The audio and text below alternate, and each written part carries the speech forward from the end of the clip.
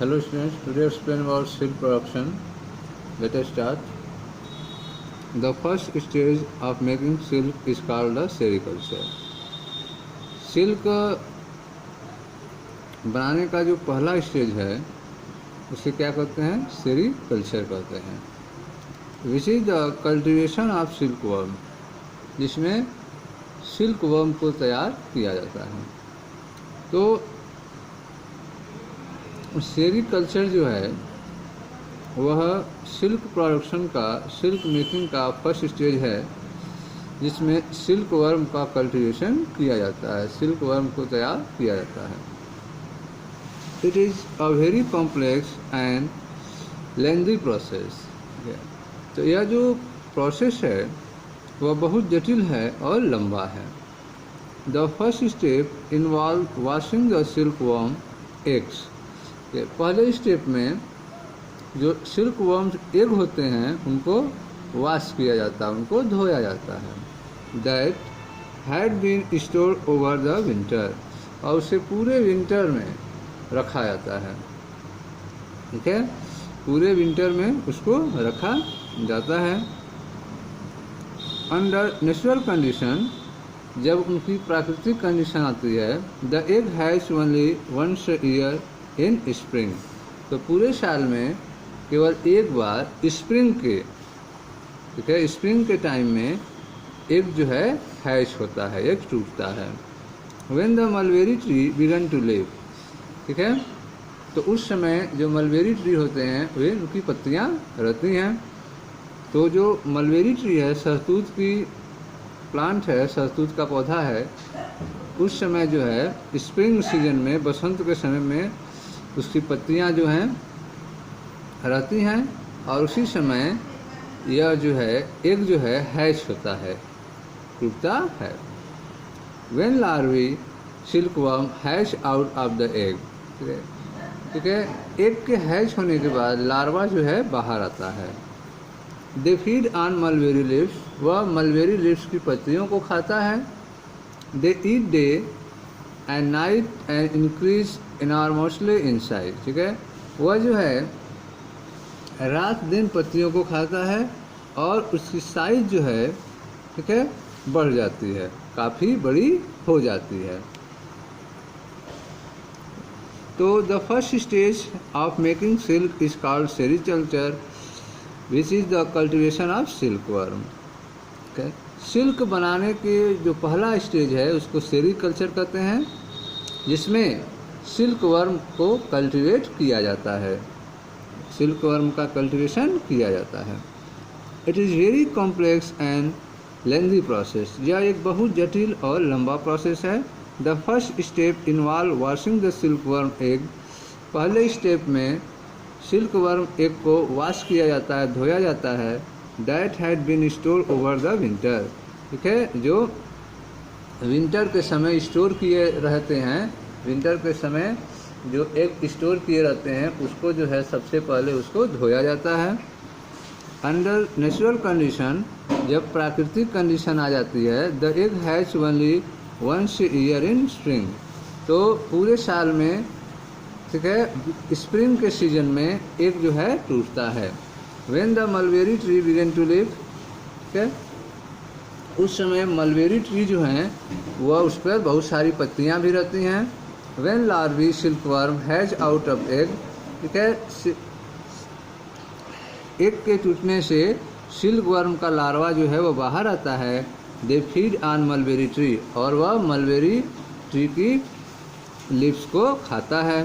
They eat day and night, ठीक है, वह रात दिन खाता रहता है. And increase enormously in size, और उसकी साइज जो है काफ़ी बड़ी हो जाती है, तेज़ी से उसकी साइज बढ़ जाती है. स्मॉल रॉक्स आर ट्विग्स में be provided in the tray. ठीक है, छोटे पत्थर या फिर टहनियाँ, ठीक है, एक ट्रे में उसको दिया जाता है.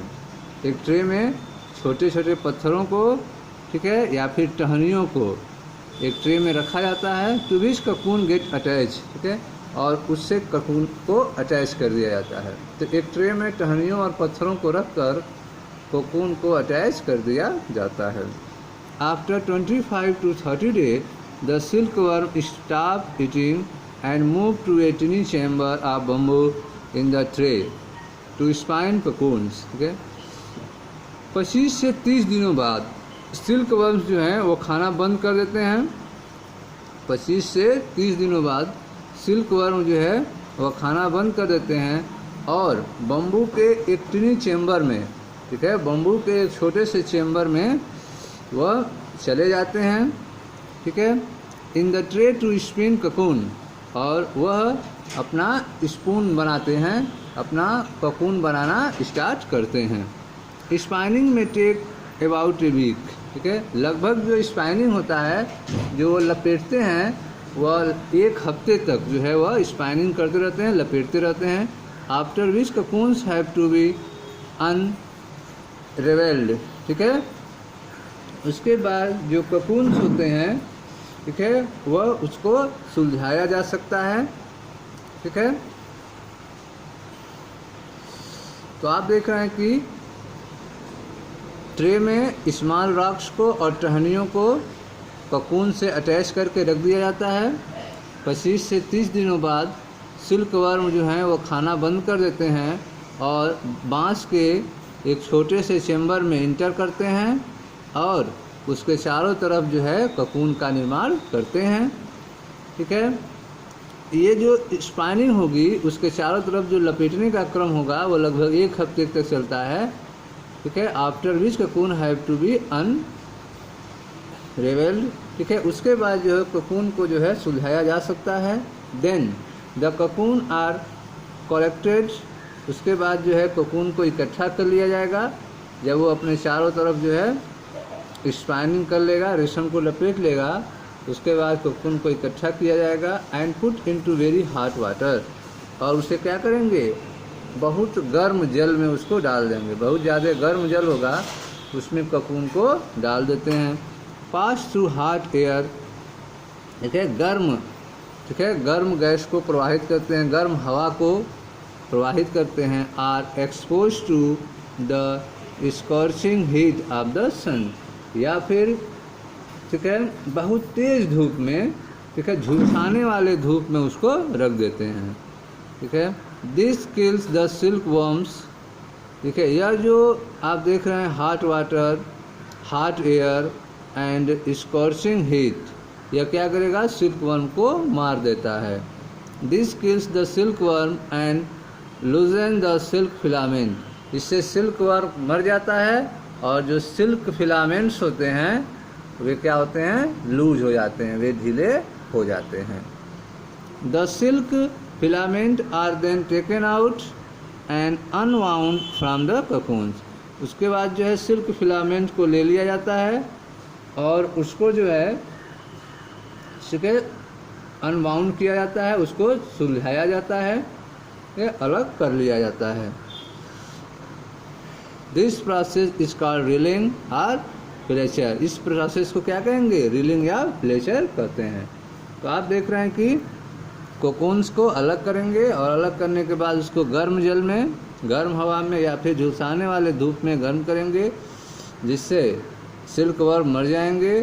सिल्क फिलामेंट जो होंगे वो क्या होंगे, ढीले हो जाएंगे। उसके बाद सिल्क फिलामेंट को कोकून से अलग कर लेंगे। इस प्रोसेस को रीलिंग या फ्लेचर कहते हैं। It is done by special machine. यह जो है विशेष तरह के मशीन के द्वारा किया जाता है। Filament from several cocoons are twisted together. बहुत सारे कोकून्स को एक दूसरे के साथ मिलाकर ट्विस्ट किया जाता है, मोड़ा जाता है, टुगेदर साथ में। ठीक है, make a strong thread that is found on A reel. ठीक है, तो आप देख रहे हैं कि बहुत सारे कोकून्स को, ठीक है, आपस में ट्विस्ट किया जाता है, मोड़ा जाता है और मोड़ने पर एक मजबूत धागा तैयार होता है। ठीक है, एक रील के रूप में मजबूत धागे तैयार होते हैं। The threads are then dyed. उसके बाद इन धागों को सुखा लिया जाता है and woven into silk fabric. ठीक है, उसके बाद इसको सिल्क के कपड़ों की बुनाई किया जाता है। इससे सिल्क के कपड़ों की बुनाई किया जाता है। ठीक है, तो आप देख रहे हैं कि कैसे जो है सिल्क को सिल्क वर्म से अलग करेंगे, कोकून से अलग करेंगे।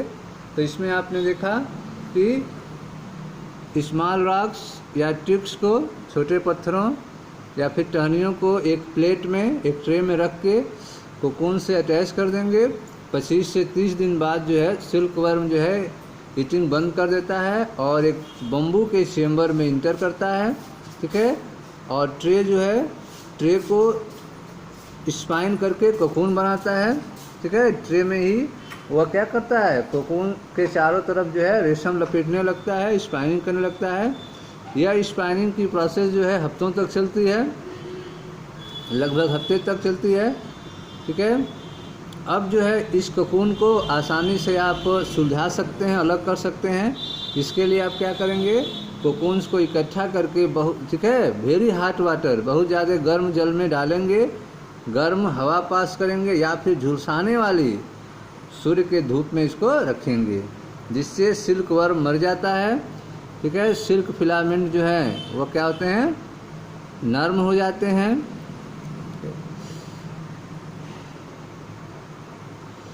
ठीक है। इस तरीके से कोकून से सिल्क को अलग कर लिया जाता है, सिल्क के धागों को अलग कर लिया जाता है। इस प्रोसेस को रीलिंग या फ्लेचर कहते हैं। यह एक स्पेशल मशीन के द्वारा किया जाता है। फिर जो है इन फिलामेंट्स को और बहुत सारे कोकून्स को आपस में लपेटा जाता है, लपेट कर एक मजबूत धागा तैयार किया जाता है, ठीक है। और एक रील तैयार होता है, धागों का रील तैयार होता है, ठीक है। उसके बाद इन धागों को सुखाया जाता है। सुखाने के बाद इन्हें सिल्क के कपड़ों की बुनाई की जाती है, ठीक है। There are different type of silk which differ in quality and texture, ठीक है। अलग अलग तरीके के सिल्क होते हैं जो क्वालिटी और टेक्सचर में, कपड़ों में अलग अलग होते हैं, ठीक है।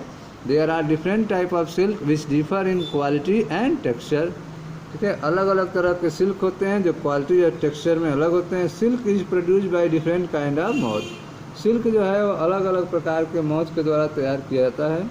The most common type are Eri, ठीक है। जो मोस्ट कॉमन टाइप है वो कौन से हैं, एराई है, मलवेरी है, टसार है, मूंगा एंड कासा सिल्क। यह सब सिल्क मॉथ के नेम हैं, इनके द्वारा सिल्क का प्रोडक्शन होता है, ठीक है। तो there are different type of silk which differ in quality and texture. अलग अलग तरह के सिल्क होते हैं जिनमें क्वालिटी और टेक्सचर के हिसाब से अलगाव होता है। सिल्क जो है अलग अलग तरह के मोथ तैयार करते हैं, जिनमें मुख्य रूप से जो कॉमन टाइप्स हैं वह है आपका एराई, mulberry, tasar, muga and kosa silk. Okay students, इस तरह से आपने देखा सिल्क प्रोडक्शन के बारे में। नेक्स्ट वीडियो में देखा जाएगा property and quality of silk के बारे में। Thank you.